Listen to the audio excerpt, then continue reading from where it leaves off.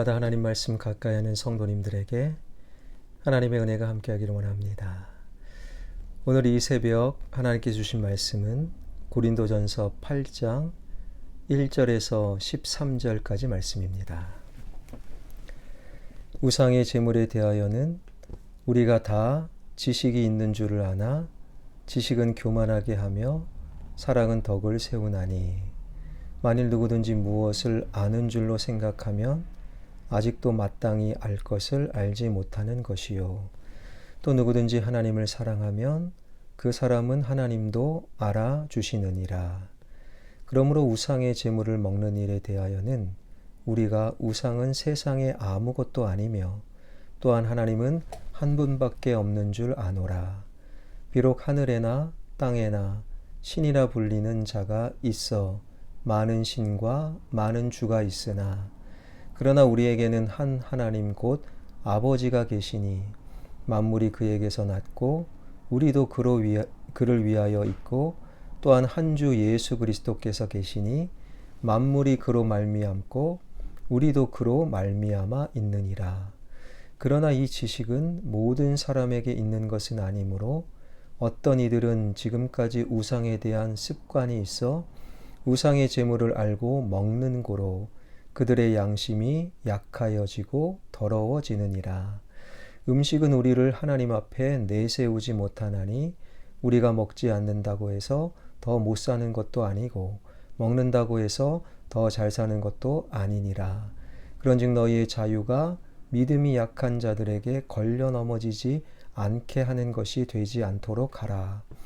지식 있는 내가 우상의 집에 앉아 먹는 것을 누구든지 보면 그 믿음이 약한 자들의 양심이 담력을 얻어 우상의 제물을 먹게 되지 않겠느냐. 그러면 내 지식으로 그 믿음이 약한 자가 멸망하나니 그는 그리스도께서 위하여 죽으신 형제라.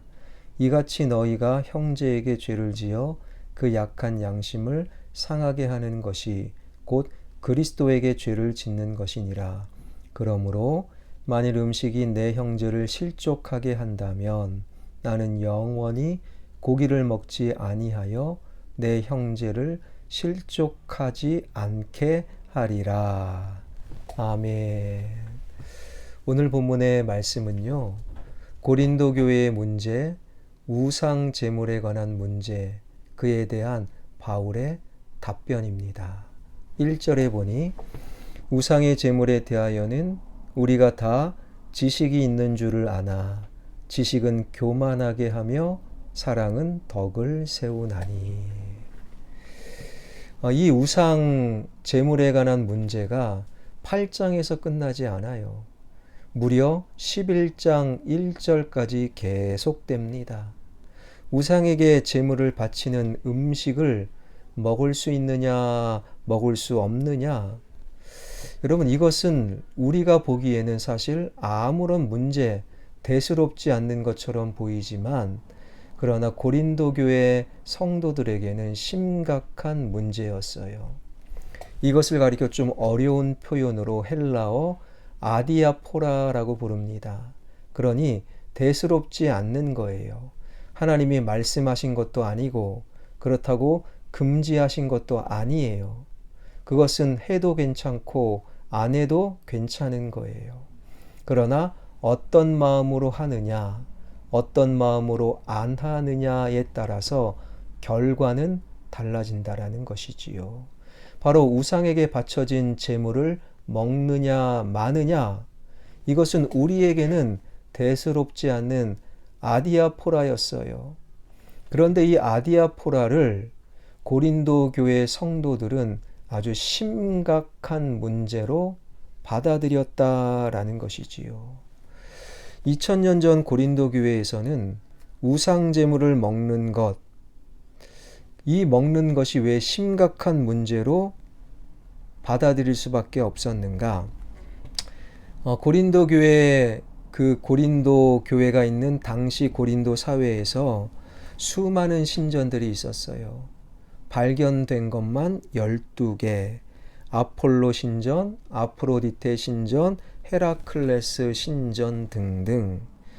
그저 신전만 있고 신전에게 그냥 우상 숭배만 했느냐? 그것이 아니에요.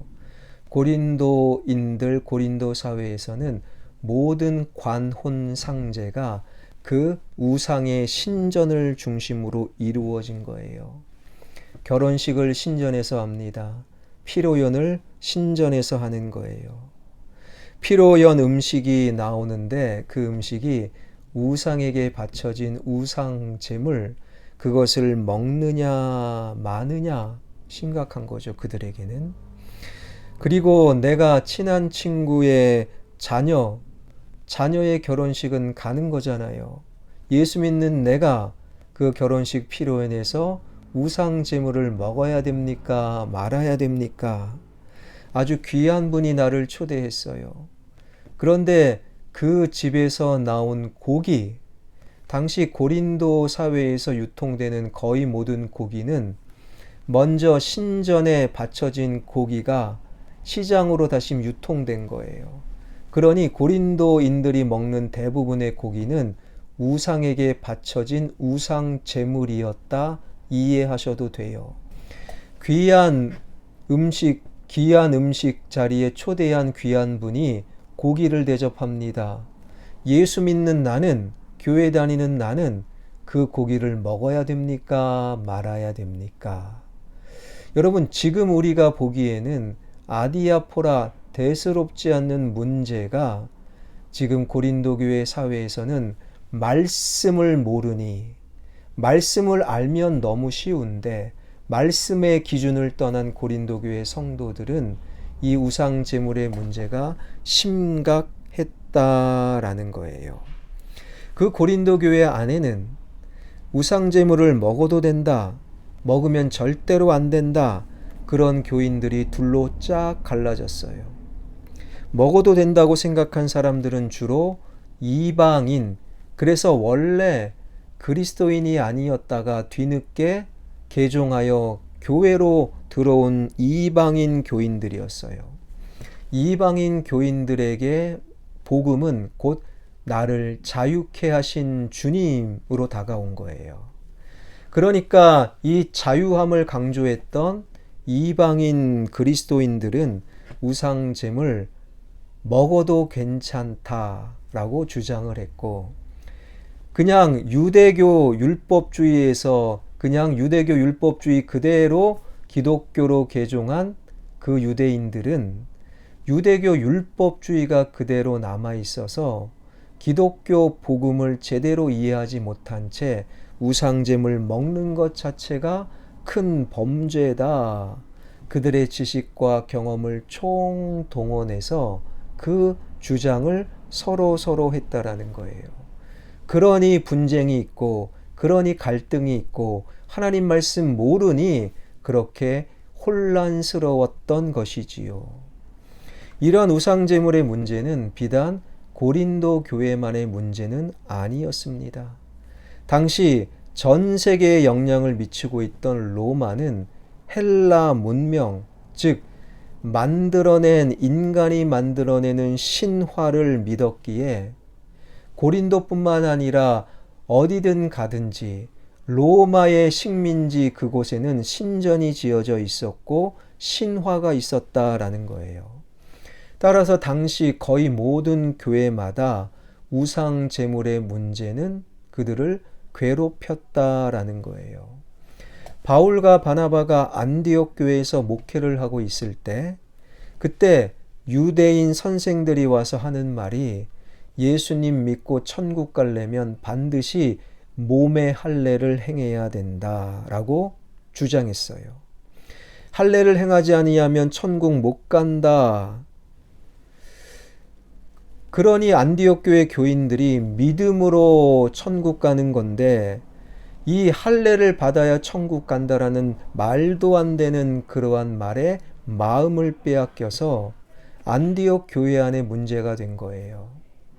그래서 할례 문제를 놓고 오늘날로 말하면 최초의 총회 제1차 예루살렘 공의회가 49년에 벌어지게 됩니다. 그때 의장이 예수님의 동생 야고보였어요. 그 결과를 어떻게 내리는가? 사도행전 15장 19절에 보니 내 의견에는 이방인 중에서 하나님께로 돌아오는 자들을 괴롭게 하지 말고 다만 우상의 더러운 것과 음행과 목매어 죽인 것과 피를 멀리하라고만 가르치자. 그러니까 할례 받지 않는 이방인들, 기독교로 개종하고 복음 안으로 교회 안으로 들어온 이방인 교인들에게는 할례를 말하지 말자라는 거예요. 대신 그들에게 말하는 것은 우상의 더러운 것, 즉 우상 제물은 먹지 말라고 하자. 여러분, 이 예루살렘 공의회의 첫 번째 결정을 원래 교회 안에 있었던 유대인들은 반발했겠죠. 할례를 행해야 합니다라고 주장했던 그 사람들의 마음을 달래기 위해 우상 제물은 그래도 먹지 말게 하자라고 이런 결정을 내린 거예요. 오늘 본문 1절에 보니 우상 제물에 대하여는 우리가 다 지식이 있는 줄 아나. 바로 1절에 우상 제물에 대한 지식, 그 지식이 49년에 벌어진 1차 예루살렘 공회에서 결정한 우상 제물은 먹지 말게 하자, 할례는 그냥 말하지 말자, 그 결정에 관한 지식을 말하고 있는 거예요. 그런데 시간이 흘러 고린도 교회에서는 1차 예루살렘 공의에서 우상제물 먹지 말라고 했는데 왜 그 결정, 그 지식을 우리가 알고 있는데 왜 우상제물을 먹어도 된다라고 이야기하고 있느냐? 저 이방인 교인들은 쫓아내야 된다. 복음을 모르는 사람이다. 라고 지금 다투고 있었다라는 것이지요. 그런데 이러한 골치 아픈 갈등을 바울은 어떻게 하나님의 말씀으로 해결하는가? 오늘 본문 1절 다시금 읽겠습니다. 우상 제물에 대하여는 우리가 다 지식이 있는 줄을 아나 지식은 교만하게 하며 사랑은 덕을 세우나니. 그러니까 바울도 인정했어요. 그래, 유대인 교인들이여, 너희들이 알고 있는 지식대로 1차 49년도에 있었던 1차 예루살렘 공회의 결정, 할례는 말하지 말고 우상제물은 먹지 말라고 말하자, 그 결정과 지식을 알고 있다. 그런데 그 지식으로 사람을 쫓아내고 그 지식으로 사람을 비난하면 오히려 그 지식은 교만이 된다라는 거예요. 여러분, 사람이 결정한 지식은요, 하나님 말씀 앞에 아무것도 아니에요. 그 지식은 또 다른 새로운 지식이 나오면 완전히 거짓말이 되는 것이지요. 여러분, 어떤 사람은 커피를 마셔야 된다. 또 어떤 분들은 마시지 말아야 된다. 나름대로의 지식을 주장하지만 그 지식은 맞을 수도 있고 틀릴 수도 있어요. 그 유동적인 지식을 전부라고 말하고 상대를 공격하면 교만이다. 그러면서 바울이 하나님의 마음을 전하기를 다만 사랑으로 덕을 세워라. 여러분, 교회 안에 있는 모든 갈등, 그리고 사람 간의 관계 속에서 일어나는 모든 갈등은 지식으로 해결하는 것 아닙니다. 나의 경험으로 해결하는 것 절대 아닙니다. 다만 우리가 받아 누린 사랑으로 해결할 때 우리의 결론은, 우리의 판단은 하나님의 영광이 될 것입니다. 여러분, 그래서 바울의 결정은 무엇입니까? 바로 13절입니다. 그러므로 만일 음식이 내 형제를 실족하게 한다면 나는 영원히 고기를 먹지 아니하여 내 형제를 실족하지 않게 하리라. 바울은 우상은 아무것도 아니요, 우상에게 바쳐진 제물은 아무것도 아니고 아디아포라 대수롭지 않는 것, 그것을 먹어도 되고 안 먹어도 전혀 문제가 되지 않는다. 이것이 바로 바울의 생각이었어요. 이것이 바로 하나님의 뜻입니다. 그런데 이 하나님의 뜻 가운데 혹시 내가 대수롭지 않게 우상 제물을 먹는 것을 누군가가 보고 그 형제가 실족하게 된다면 나는 우상 제물을 먹을 수 있지만 영원히 그 제물을 먹지 않겠습니다. 이것이 사도 바울의 고백인 거예요. 여러분, 70년대, 80년대 어쩌면 좀 하나님의 말씀을 잘 이해하지 못하는 오늘날 현대 교회 안에서도 술은 먹어야 됩니까? 말아야 됩니까? 에베소서 5장 18절에 술 취하지 말라고 하셨는데 술 먹으면 안 되지요. 여러분, 술은요, 아디아포라입니다. 그러면 목사님은 술을 먹습니까? 안 먹습니까? 저는 지금까지 성찬식 외에는 단 한 번도 개인적으로 술을 마신 적이 없어요. 왜 안 마십니까? 바로 바울의 마음인 거예요. 혹시 신학생이, 전도사가, 목사가, 한 교회를 위임받은 담임 목사가 술을 마시는 것을 누군가가 보고 그 사람이 상처받고 실족 당할까봐. 술은 아디아포라입니다. 술은 구원과는 상관없어요. 그러나 저는 술을 영원히 마시지 아니하므로 누군가를 실족하지 않게 하는 하나님의 사랑, 그 사랑으로 오늘을 살아가기 위해 저는 술을 마시지 않습니다.